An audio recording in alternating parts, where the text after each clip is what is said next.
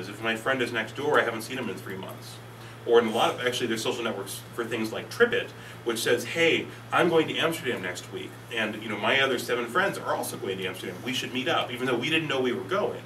This kind of 4-dimensional query is very important. So we found out that this is very hard to scale. It's simple to do in a simple case, but you have to examine every point. Like if you were doing this as a human, you'd examine every point, or examine every point within a circle. That doesn't scale once you have terabytes a day worth of data coming in. And so we've been developing technology to do that efficiently. So we have a bunch of people, most of whom are infinitely smarter than me, and the ones who aren't we call boss, which is the way it works. And they're incredible. We have a cryptographer, we have a couple guys who've done the OpenStreetMaps project, which a few of you might know helped dramatically in the reconstruction of Haiti after the most recent earthquake, because there were no good maps that were up to date of Haiti, so people driving vehicles filled with aid didn't know how to get from A to B.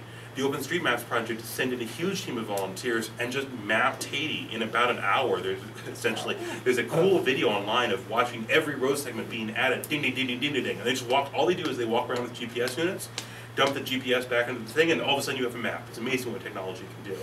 And so the OpenStreetMaps project, aided in this, and we're also giving back the OpenStreetMaps project.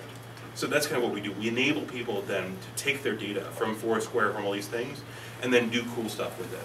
We just do visualizations like that, which we actually did to settle, essentially, fights to the death between the Foursquare and Goal that I mentioned earlier. They're fighting for venture capital right now, and whichever one wins, the other one will no doubt lose. It's what we call a location war in the tech industry right now, between these 2 different social networks. And so we did this as the neutral arbiter, that a simple geo was trusted by both sides to take in the data and do visualizations with it like that. So you're all free to see whether there's more light blue or more orange on that map and see which one you think won. We haven't officially announced, so it's improper of me to say which one won. So that's, if that kind of answers your question a little bit. So we make middleware, essentially. So basically every time when you buy a AT&T phone, you agree with the term that they can use your location wherever you are? Yep.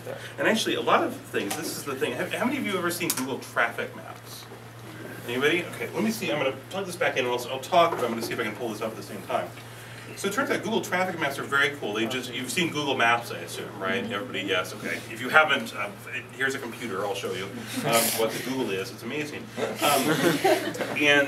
So everybody has been saying, hey, how did Google get all this data? Because they have in real time updates of where there are traffic jams and what things are going slow, medium fast, or really fast, and they're completely clean.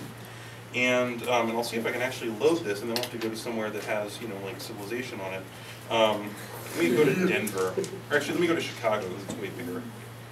Oh, you can't see it. Crap. Okay, sorry. So I can't do this on this computer. Sorry, it doesn't output video and everything. But I'll show it to you later if you want on a real computer. So the idea is basically it outlines things in green and red. And what it turned out, and this only came to light about 6 months ago, Google had done, is they made a deal with every major telecom provider to, excuse me, just take the anonymized location of their users every 1 minute. Because every cell phone inherently knows its own location because of just basically simple geometry and towers.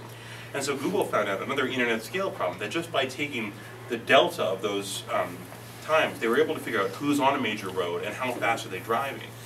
And how fast are they driving is related to 2 things: the speed limit of the road, plus or minus about 30 miles an hour, and if there is any traffic jams on the road, right? So if you're going 20 miles an hour slower than the speed limit of the road, there's probably a traffic problem on that road. And then Google will draw that road in red. Or maybe if you're going 10 miles an hour slower, Google will draw that road in yellow. So Google already does this, and this is, if you sign up for a cell phone in the United States, you have about 17 pages of very tiny print, which I'm told is being made illegal soon, but nonetheless, and that's in there somewhere. It says that they can share anonymized data about you with things. The loop thing I've always thought was a bit more sketchy. Technically you can opt out of it, whereas you can't opt out of Google. And yeah, if you have AT&T, go online and you can figure out how to turn it off. So, whether it's legal or not, I'm not a lawyer, and if I were, I wouldn't be dumb enough to piss off AT&T by saying publicly that it wasn't legal. So if you were driving over the speed limit and they could hack your how anonymous you were, you could be convicted. And like if there was a photo Exactly. of you on Facebook and you were under the drinking age with alcohol. Absolutely, and that so let me talk about both of these. So he apparently has just realized he has to run to a computer very quickly and delete something. So I'll talk about these issues in reverse order. Yeah, people have been convicted of minor in possession, which is the U.S.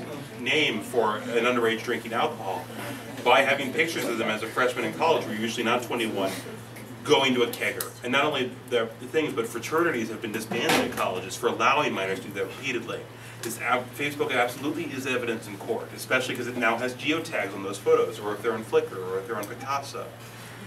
The other question you said about driving is actually very interesting. So first of all, this has happened in Britain for several years. Those of you can ask your British classmates about things called average speed cameras. Are you British? Yeah. Okay, yeah. So you know about the average speed camera, it's not just the speed trap cameras. Yeah. They actually take your picture at the beginning and the end, do a time delta, and send you a traffic ticket. But it's evil, and I watch Top Gear, which is all about really fast cars, and they're very angry. But in the United States, we have a much more insidious system. We have a thing called Easy Pass, or Speed Pass, which is a system of paying tolls. In Mexico, there's not a lot of toll roads that I know of, but in, for instance, Illinois or the Chicago area, there's they have a thing they call I-Pass, which is for Illinois, Indiana, and Iowa. They have one common toll system, and you can stop and pay your toll, and it's a pain, and you have to remember change, or you have to go back, or you have to run it, and that's like a $300 fine. Or you can get a little plastic box, and inside the little plastic box is a little plastic battery and a little plastic thing called an RFID chip, which most of you will know next year as the thing that lets me into my dorm at college. And most colleges use this somewhere. And it's just a little wireless, you just wave it. And so what they actually do is they have a big one that if you drive under 15 miles an hour through a big turnstile thing, it'll just automatically say, hey, that's Brendan's car, and deduct 10 cents from my account, right, whatever the toll was. This is incredibly convenient, right? And it's incredibly nice until California realized, you know, we're not really making enough money on just tolls. Let's just start taking, when we have Toll Road A and Toll Road B, if they go more than 75 miles an hour, which we know because of, you know, average speed, then let's send them a traffic ticket, not just 2 tolls.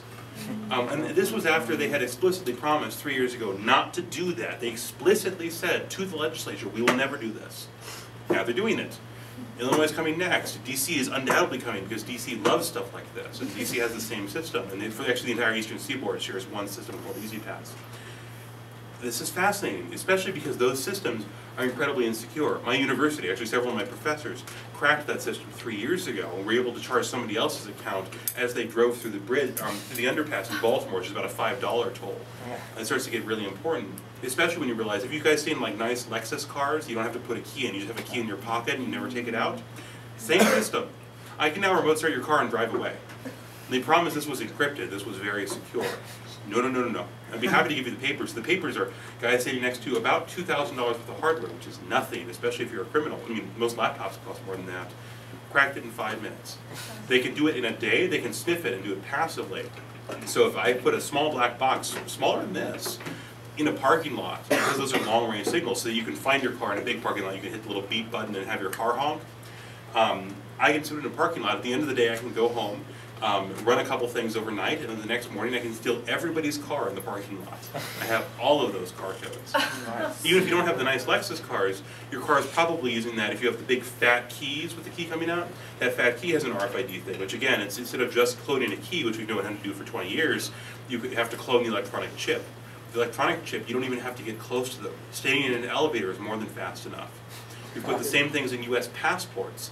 And they're actually, not only are those so insecure that you can clone somebody's passport, but they're so insecure and so lag tolerant that I can be sitting, the dumb fat American tourist, can be sitting in a cafe in Tunisia, and somebody could be sitting 15 feet away from me with a very small unobtrusive laptop, talking to my passport in real time at the same time as one of their cohorts is going through JFK passport control in New York City.